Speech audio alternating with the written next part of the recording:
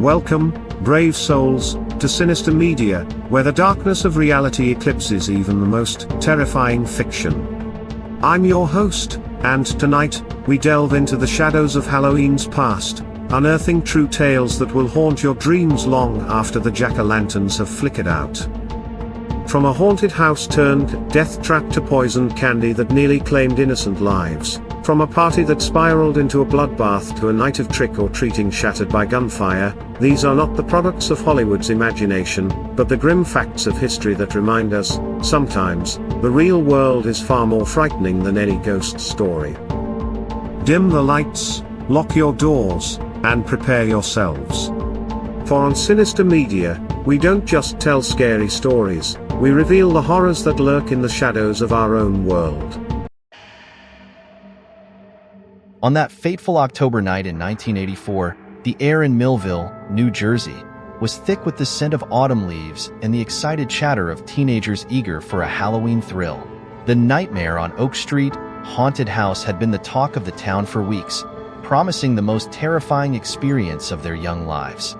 Little did they know, the true horror awaiting them would far exceed their darkest imaginings.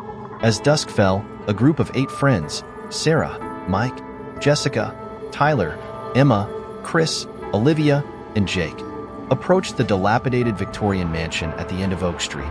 The structure loomed before them, its weathered facade a patchwork of peeling paint and rotting wood. Fake cobwebs draped across broken windows, and eerie sounds emanated from within, setting the perfect stage for what should have been a night of harmless scares. The teenagers laughed nervously as they entered, the floorboards creaking ominously beneath their feet. The air inside was musty and thick with the smell of smoke machines and decaying fabric. They moved through dimly lit corridors, their hearts racing with each jump scare and ghoulish apparition. But as they ventured deeper into the bowels of the haunted house, something changed.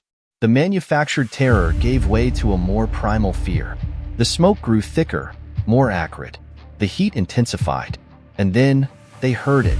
Not the recorded screams of the attraction, but real cries of panic from somewhere ahead. Flames licked up the walls, feeding on the flammable decorations and ancient wooden structure. The group turned to retreat, but found their path blocked by a wall of fire. Trapped, they scrambled frantically, searching for an exit that didn't exist. Sarah pounded on a boarded-up window, her fists bloody and raw. Mike tried to kick down a door, only to have it collapse inward, revealing a raging inferno beyond. Jessica and Tyler huddled together in a corner, choking on the thickening smoke. Emma screamed for help until her voice gave out, while Chris desperately tried to find a way through the flames. Olivia remembered the safety briefing they'd ignored at the entrance, the bored teenager who'd half-heartedly pointed out emergency exits that now seemed like cruel mirages. Jake, the daredevil of the group, made a desperate attempt to lead them to safety, only to disappear into the smoke, his final scream cut short by the roar of the fire. Outside, sirens wailed as fire trucks arrived, but it was already too late. The haunted house had become a literal inferno, its aging structure collapsing in on itself. Firefighters battled the blaze, but the intensity of the fire and the maze-like interior of the attraction made rescue impossible. As dawn broke, the full extent of the tragedy became clear. 8 young lives snuffed out in what should have been a night of fun. The investigation that followed revealed a catalog of negligence. Faulty wiring, blocked exits, highly flammable materials, and a blatant disregard for basic fire safety protocols. The owner of the attraction, a local businessman named Frank Holloway, was found to have cut corners at every turn. He'd ignored multiple failed safety inspections, bribing officials to look the other way. His greed had turned a house of imaginary horrors into a very real death trap. In the aftermath, the tragedy sent shockwaves through the nation. Parents demanded answers, and lawmakers scrambled to close loopholes that had allowed such a disaster to occur. New regulations were put in place, mandating strict fire safety measures for all temporary structures and attractions. But for the small town of Millville, no amount of policy change could heal the wounds. The site of the haunted house became a grim memorial, with 8 crosses marking the lives lost. Locals whispered that on quiet nights, you could still hear the screams of the trapped teenagers, their spirits forever bound to the place where their dreams of the future went up in smoke. Years passed, and while the physical scars healed, the emotional ones remained. The tragedy of the nightmare on Oak Street became a cautionary tale, a grim reminder that sometimes the most terrifying monsters are not the ones in costume, but those whose negligence and greed put innocent lives at risk. And so, as Halloween approaches each year, the people of Millville remember. They hold candlelight vigils and share stories of the 8 friends who went looking for a scare but found only horror. For in this small New Jersey town, the true haunting is not of ghosts or goblins, but of the very real tragedy that unfolded on that terrible night in 1984. A night when make-believe terror gave way to all too real nightmares. Brace yourself for a terrifying descent into darkness with The Demon Disorder, streaming exclusively on Amazon Prime Video starting September 6, 2024. This bone-chilling horror film draws you into a world of sinister rituals and malevolent possessions. As the boundary between our reality and the domain of evil spirits crumbles, a desperate group must confront unimaginable horrors to save humanity. Featuring pulse-pounding scares, shocking plot twists, and visual effects that blur the line between nightmare and reality, The Demon Disorder is this fall's unmissable horror event. But here's the best part: as an Amazon Prime member, you get instant access to this spine-tingling experience right from the comfort of your own home. No need to wait in line at the theater, just dim the lights, grab your popcorn, and prepare for a night of terror. Don't have Amazon Prime yet? Don't miss out on this exclusive streaming opportunity, and countless other benefits. Click the link in the description below to start your 30-day free trial of Amazon Prime today. Are you ready to unleash the chaos? The Demon Disorder arrives on Amazon Prime Video on September 6th. Will you dare to watch? Click the link in the description before it's too late. In the quiet suburb of Hercules, California, Halloween of 1988 dawned with an air of anticipation. Children eagerly planned their costumes, while parents stocked up on candy for the night's trick-or-treaters. But beneath the surface of this idyllic community, a sinister plot was unfolding. One that would cast a long, dark shadow over the holiday for years to come. At 44, Willow Lane lived Tessa Hawthorne, a reclusive widow known for her immaculate garden and cold demeanor. What the neighbors didn't know was that behind her carefully manicured hedges and lace curtains, Tessa harbored a festering hatred for the children whose laughter echoed through the streets each Halloween. As the sun set and the first costumed children appeared on the sidewalks, Tessa placed a large bowl of brightly wrapped candies on her porch. Her lips curled into a twisted smile as she watched from behind the curtains, knowing that each colorful wrapper concealed a deadly secret. For weeks, Tessa had been meticulously unwrapping candies, lacing them with rat poison, and rewrapping them with painstaking care. The toxic powder, odorless and tasteless, was indistinguishable from the sugar coating of the treats. In her warped mind, she imagined the chaos that would ensue.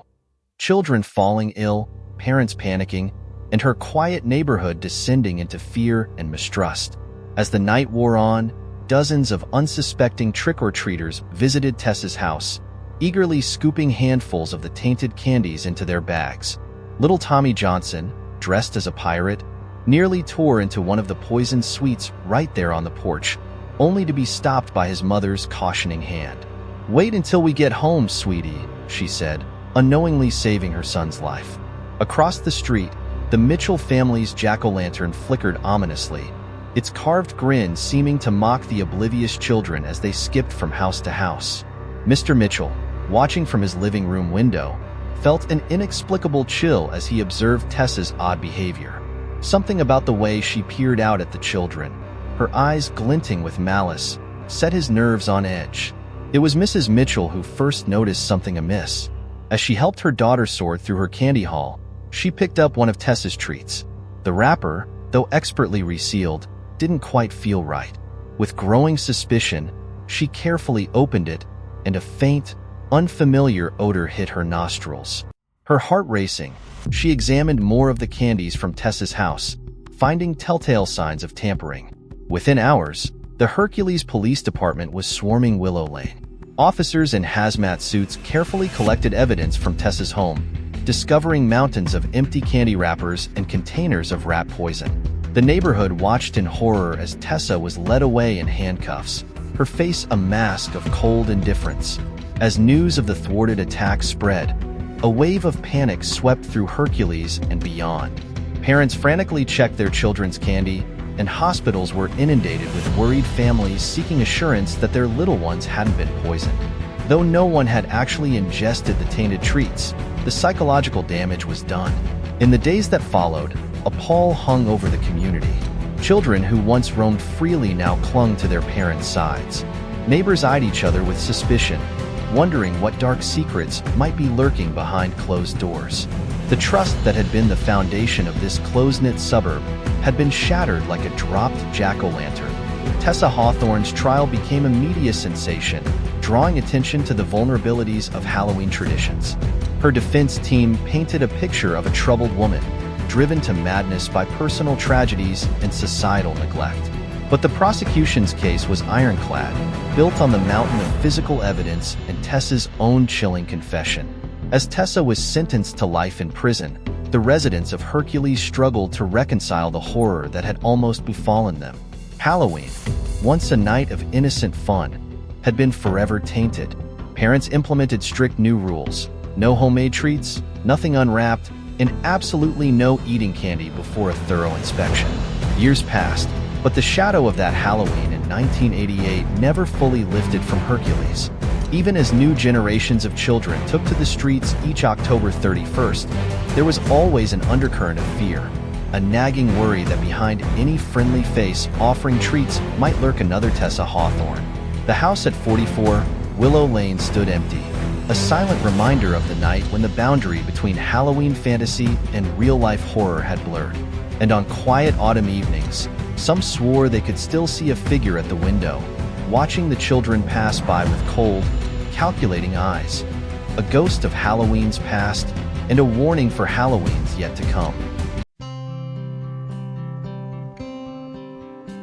Denver, Colorado, October 31st, 1981. The crisp autumn air crackled with excitement as teenagers from across the city converged on 1313 Raven Street. The Victorian-era mansion, long abandoned and rumored to be haunted, had been transformed for one night into the ultimate Halloween party venue. Little did the revelers know that by dawn, the house would earn a new, blood-soaked legend. As dusk fell, carloads of costumed teens arrived, their laughter and music shattering the neighborhood's usual quiet. Among them were best friends Matthew Carter and Sally Brooks, both 17, dressed as a vampire and a witch respectively. They'd been looking forward to this party for weeks, seeing it as one last adventure before their final year of high school consumed them. The mansion's interior was a maze of dimly lit rooms, each decorated more elaborately than the last. Fake cobwebs clung to crystal chandeliers, and eerie music pulsed through hidden speakers. In the grand ballroom, a DJ spun records as bodies writhed in the strobing light, their faces obscured by masks and makeup. As the night wore on, the atmosphere grew increasingly feverish. The punch bowl, spiked with cheap vodka, fueled a growing recklessness. In a shadowy corner, Matthew noticed a heated argument brewing between two guys he vaguely recognized from school. One, dressed as a werewolf, was gesticulating wildly at the other, who wore a grotesque clown mask. "It's probably nothing," Sally shouted over the music when Matthew pointed it out, but something in the set of the clown's shoulders, the clenching of the werewolf's fists, sent a chill down Matthew's spine that had nothing to do with the haunted house ambience. Suddenly, the werewolf lunged, his fake claws raking across the clown's chest. The clown retaliated, producing a glint of metal that Matthew's alcohol-addled brain struggled to process. Was that part of the costume? The realization hit just as the first scream pierced the air. The knife, all too real, plunged into the werewolf's abdomen. Blood, shockingly bright against the fake fur, began to spread. Panic erupted. Costumed figures scrambled in all directions, a surreal tableau of movie monsters fleeing very real danger. Matthew lost sight of Sally in the chaos. He pushed against the tide of bodies, desperately calling her name. In the foyer, he found her. Sally stood frozen, staring at the scene unfolding on the grand staircase. The clown, mask now discarded to reveal a face contorted with rage, was grappling with another partygoer. As Matthew watched in horror, the knife flashed again, finding its mark in the victim's chest. "We have to get out of here." Matthew grabbed Sally's arm, but she remained rooted to the spot, her witch's hat askew, eyes wide with disbelief. A primal scream of pain and fury echoed through the house. The killer, blood-spattered and wild-eyed, locked gazes with Matthew. For a heartbeat that seemed to last an eternity, Matthew saw something in those eyes that would haunt him forever. A void, an absence of humanity that was far more terrifying than any Halloween mask. The spell broke as police sirens wailed in the distance. The killer fled, pushing past Matthew and Sally and vanishing into the night. In his wake, he left two victims, the werewolf and a girl dressed as a cheerleader. Their lifeless eyes staring at the ceiling, costumes now drenched in real blood. The aftermath was a blur of flashing lights, sobbing teenagers, and stern-faced detectives. As dawn broke, Matthew and Sally sat huddled on the mansion's front steps, blankets draped over their shoulders, giving statements to the police. The Halloween decorations, garish in the harsh morning light, seemed to mock the tragedy that had unfolded. In the days that followed, the city of Denver was gripped by fear and outrage. The killer, identified as 18-year-old Jason Mathers, remained at large for 3 agonizing days before being apprehended trying to flee the state. His motive, a petty dispute over a girl, seemed incomprehensibly trivial in the face of such violence. For Matthew, Sally, and the other survivors, the scars ran deep. Halloween, once a night of harmless fun and make-believe horrors, was forever tainted. Many found themselves unable to don costumes or attend parties in the years that followed. The memories of that night too raw, too real. The mansion at 1313, Raven Street stood empty, a silent monument to the night when fantasy horror gave way to true terror. Local legend claimed that on Halloween night, if you listened closely, you could hear phantom music and screams echoing from its darkened windows, the ghosts of innocence lost and lives cut tragically short. As the years passed, the Denver Halloween Massacre, as it came to be known, served as a grim reminder that sometimes the most dangerous monsters are not the ones wearing masks, but those hiding behind human faces, waiting for the right moment to reveal their true, terrifying nature. Halloween is just around the corner, and it's time to start thinking about your show-stopping costume. Whether you're into spine-chilling scares or regal elegance, we've got you covered with 2 amazing options that are sure to turn heads at any Halloween party. First up, embrace your dark side with our adult Scream costume. Inspired by the classic horror film, this iconic ghost face mask and flowing black robe will strike terror into the hearts of your fellow partygoers. With its high-quality materials and authentic design, you'll feel like you've stepped right out of the movie and onto the streets of Woodsboro. But maybe you're looking for something a little more majestic. Step into ancient history with our women's Queen Cleopatra costume. Rule the Halloween scene as the legendary Egyptian pharaoh in this stunning ensemble. Complete with a golden trimmed white dress, ornate collar, and regal headpiece, you'll command attention and admiration wherever you go.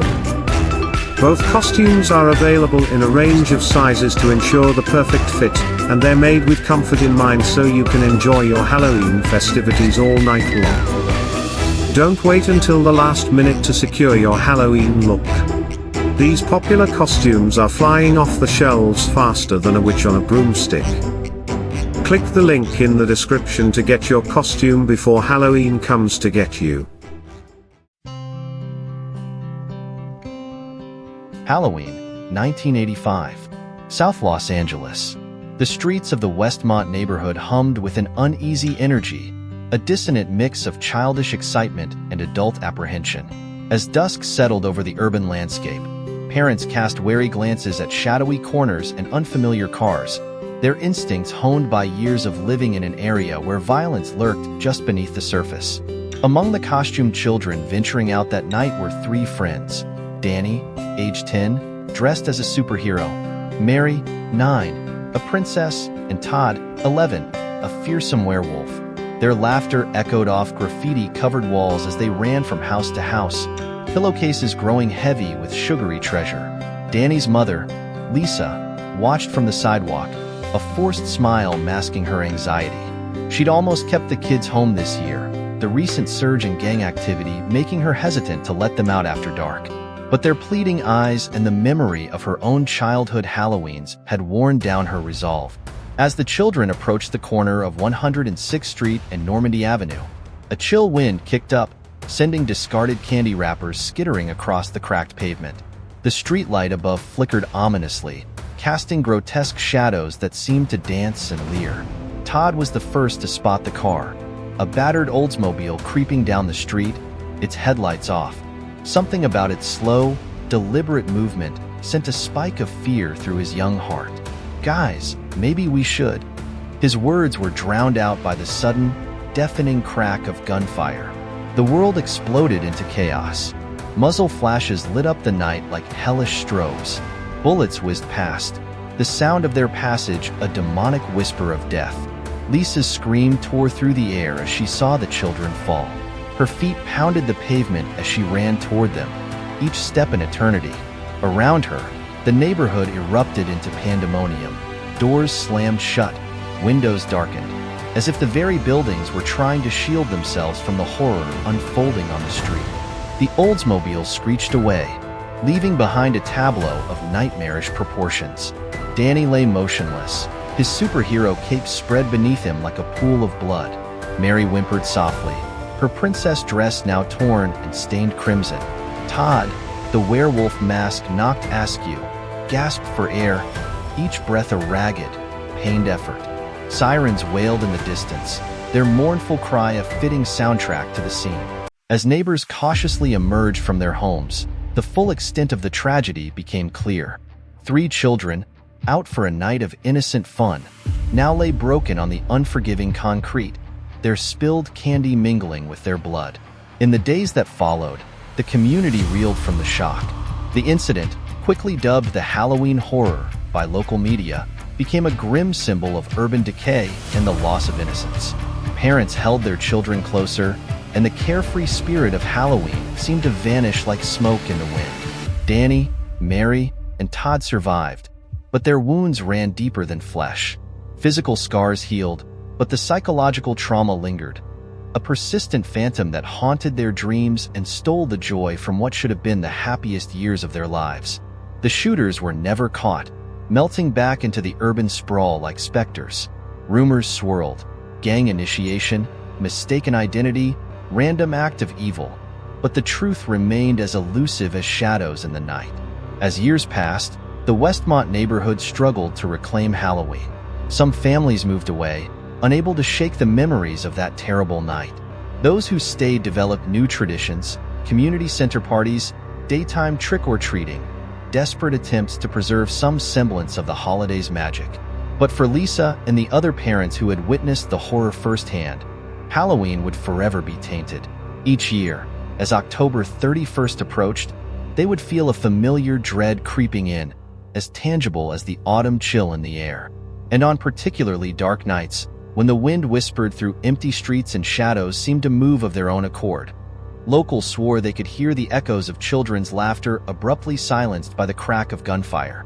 A chilling reminder that in some corners of the world, the line between holiday mischief and real-life terror is terrifyingly thin.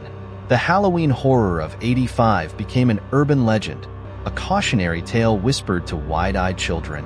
But for those who lived through it, no story could ever capture the true terror of the night when childhood innocence was shattered like a discarded jack-o'-lantern, leaving behind only the bitter taste of ashes where candy should have been.